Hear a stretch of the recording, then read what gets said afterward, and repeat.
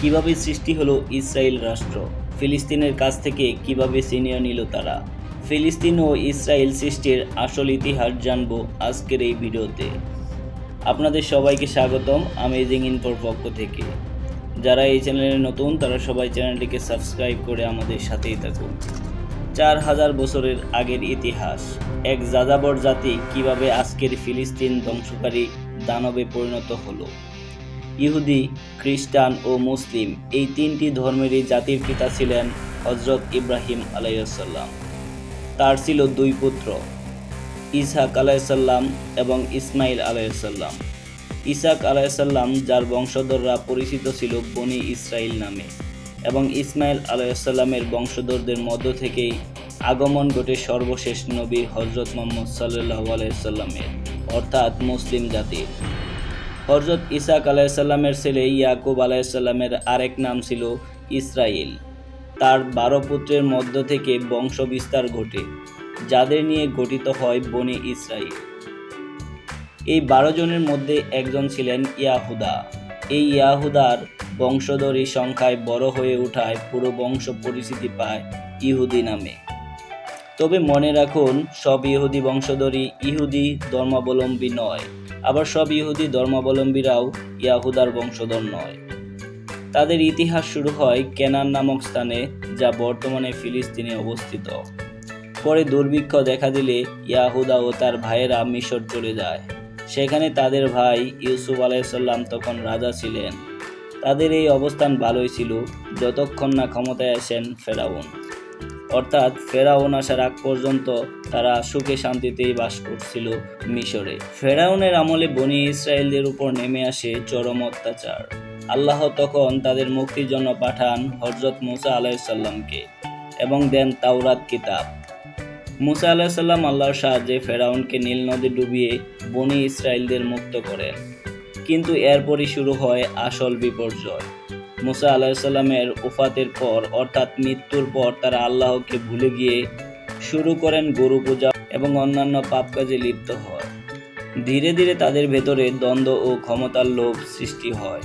ফলে বাইরের জাতিগুলো সুযোগ নিয়ে তাদের বারবার দাসে পরিণত করে এবং নির্যাতন করে। এরপর আল্লাহ পাঠান দাউদ আলাইহিসসালাম ও তার পুত্র সুলাইমান আলাইহিসসালামকে, যাদের শাসনে তারা কিছুটা শান্তি ও মর্যাদা ফিরে পায়। কিন্তু সুলাইমান আলাইহিসসালামের মৃত্যুর পর আবারও তারা শয়তান পূজা ও ধর্ম বিকৃতিতে জড়িয়ে পড়ে। তাদের ধর্মগুরুরা তাওরাতে নিজেদের সুবিধামতো সংযোজন ও বিয়োজন করতে শুরু করে। তাদের বিকৃত দাবির মধ্যে অন্যতম দাবি ছিল আল্লাহ তাআলা ইসহাক আলাইহিসসালামকে স্বপ্নে দেখিয়েছেন কেনান, অর্থাৎ ফিলিস্তিন, তাদের প্রমিসড ল্যান্ড, সেটি তারা জয় করে নেবে। এই বিকৃত ভাবনার উপর ভিত্তি করে গড়ে ওঠে জোকেবস ল্যাডার থিওরি। এরপর ইতিহাসের প্রতিটি অধ্যায়ে তারা শাস্তি পেয়ে এসেছে। বেবিলনের হাতে গণহত্যার শিকার হয়েছে, রোমানদের হাতে বিতাড়িত হয়েছে, আরব অঞ্চল থেকে বিতাড়িত হয়েছে এবং ইউরোপে গিয়েও ঠাঁই পায়নি। তাদের স্বভাব ছিল খুবই কৌশলী।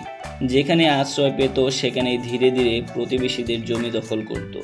তারা ছিল ব্যবসায় দক্ষ, অর্থবান, আর সেই অর্থ দিয়ে স্থানীয়দের উপর কর্তৃত্ব প্রতিষ্ঠা করত ইহুদিরা। এই আচরণের কারণে বারবার বিতাড়িত হতে হয়েছে তাদের। তবে এখানে শেষ নয়। এই জাতি একসময় বুঝে ফেলে শিক্ষা ও অর্থই পারে সমাজকে নিয়ন্ত্রণ আনতে। তারা ধর্ম লুকিয়ে ইউরোপে শিক্ষা, ব্যবসা ও প্রযুক্তিতে অগ্রগতি অর্জন করতে থাকে। 18 শতকের শেষে থিওডোর হার্জেল নামে একজন ইহুদি শুরু করেন জিওনিজম আন্দোলন, যার মূল লক্ষ্যই ছিল ফিলিস্তিনে আবারও ইহুদি রাষ্ট্র প্রতিষ্ঠা করা। প্রথম বিশ্বযুদ্ধের সময় টার্নিং পয়েন্ট হয়ে দাঁড়িয়েছিল সেটি। প্রথম বিশ্বযুদ্ধের সময় যুক্তরাজ্য অস্ত্র তৈরির কাঁচামাল গ্লিসারিন জার্মানি থেকে পাচ্ছিল না। তখন ইহুদি বিজ্ঞানী চাইম ওয়াজম্যান বিকল্প হিসেবে এসিটোন আবিষ্কার করেন। যুদ্ধের বড় অবদান রাখার পর তিনি পুরস্কার হিসেবে ফিলিস্তিনকে ইহুদিদের জন্য বরাদ্দ করার দাবি করেন। এরপর আসে দ্বিতীয় বিশ্বযুদ্ধ। সেখানে ইহুদিদের উপর হলোকাস্ট চালায় হিটলার। প্রায় 60 লাখ ইহুদি হত্যার অভিযোগ তুলে বিশ্বব্যাপী তাদের প্রতি সহানুভূতি তৈরি করা হয়। এই সময়টাকেই ব্যবহার করে জিওনিজম আন্দোলন পায় তীব্র গতি। এই সময় তারা ফিলিস্তিনিদের বাড়ি ভাড়া করে থাকত। এরপর বেশি দামের লোভ দেখিয়ে বাড়ি কিনে নিত।